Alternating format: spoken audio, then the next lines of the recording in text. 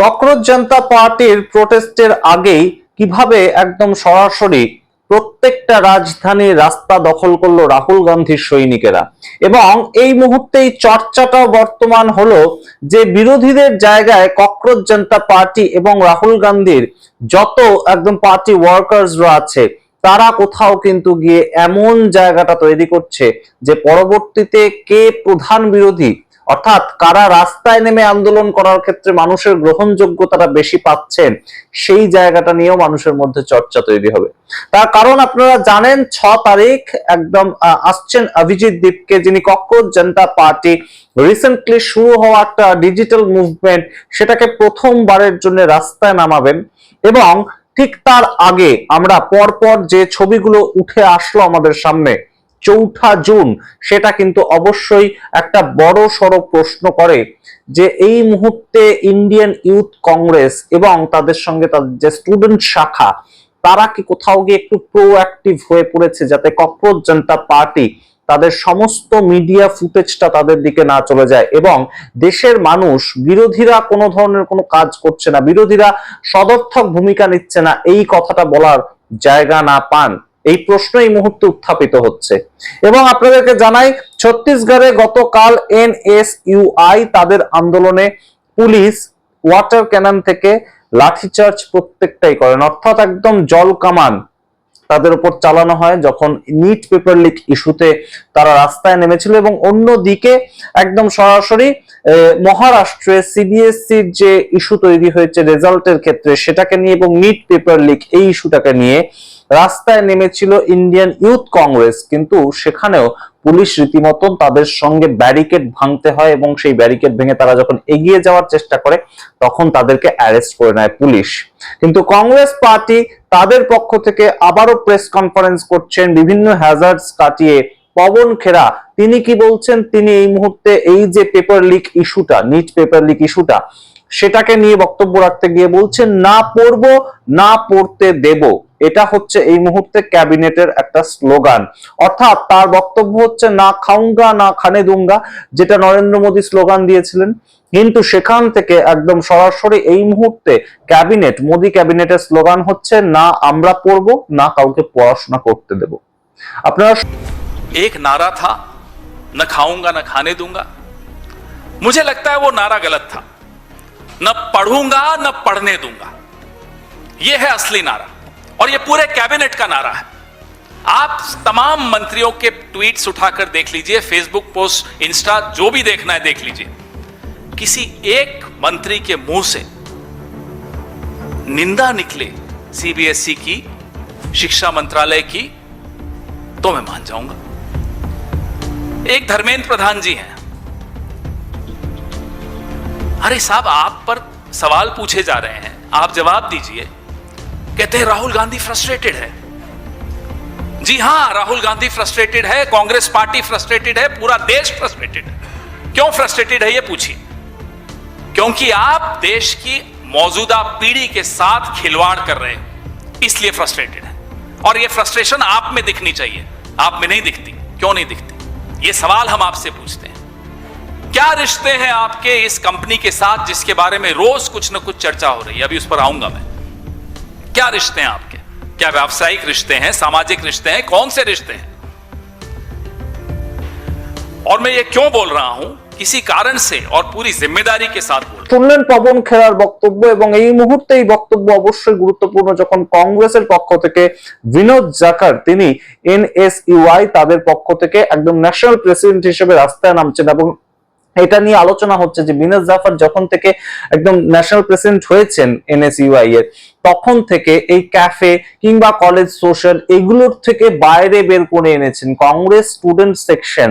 প্রত্যেকটা রাজ্যে এই মুহূর্তে প্রোঅ্যাক্টিভ, একদম ভোট চুরির স্লোগান থেকে শুরু করে তাদের আন্দোলন শুরু হয়েছিল এবং ইউথ কংগ্রেস তাদেরকেও রাস্তায় কিন্তু নামাচ্ছে এই বিনোদ জাফর। এবং এই মুহূর্তে অবশ্যই গুরুত্বপূর্ণ একটা জায়গা তারা দখল করতে চাইছে, তার কারণ ককরোচ জনতা পার্টির এই যে বাড়তি ফলোয়ারটা, এই যে একদম 2.2 মিলিয়ন ফলোয়ার, অর্থাৎ 2,20,00,000 বেশি এই মুহূর্তে তাদের ফলোয়ার সংখ্যা হয়ে গিয়েছে ইনস্টাগ্রামে, সেটা কিন্তু অবশ্যই আর যার জন্যই একটা অ্যালার্মিং সিচুয়েশন হোক না কেন, কংগ্রেসের জন্য সবচেয়ে বেশি অ্যালার্মিং সিচুয়েশন। কেন?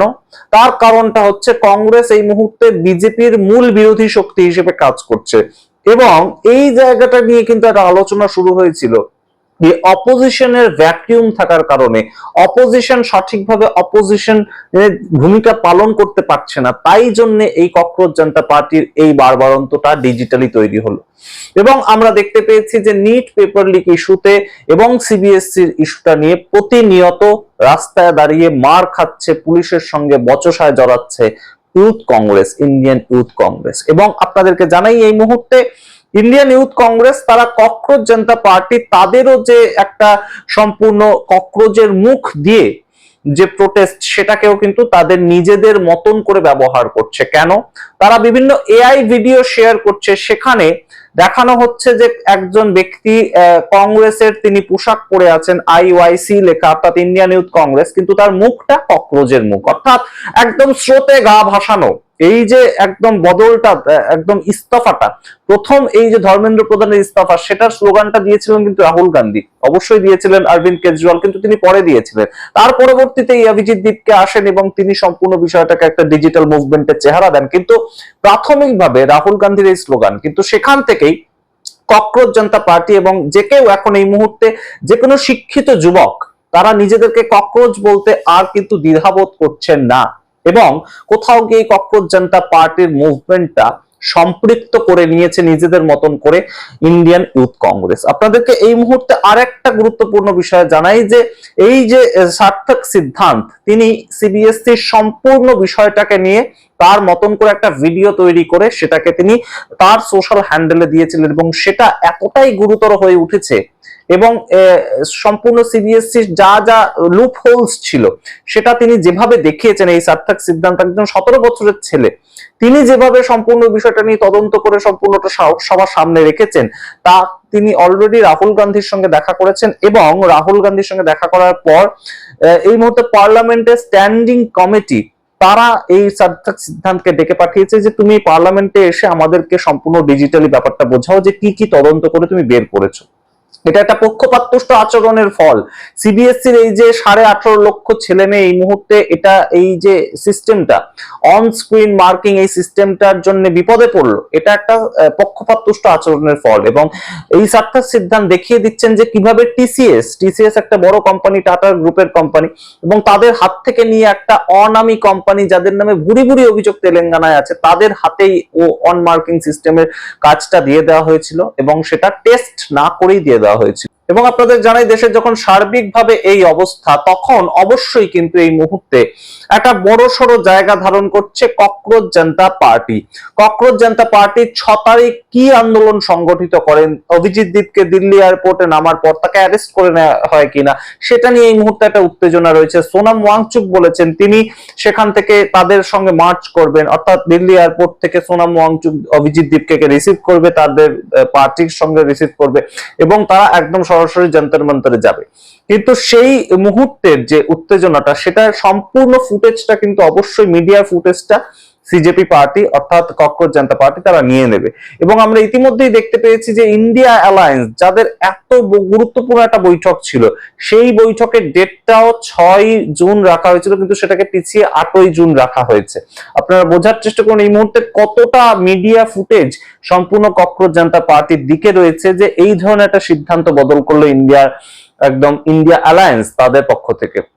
তো সেই জায়গা থেকে এই মুহূর্তে একটা কিন্তু টানাপোড়েন চলছে যে কাদের শক্তি বেশি, ইন্ডিয়ান ইউথ কংগ্রেস তাদের শক্তি বেশি কারণ তারাও ইউথ শাখা, নাকি সিজেপি অর্থাৎ ককরোচ জনতা পার্টি তাদের শক্তি বেশি।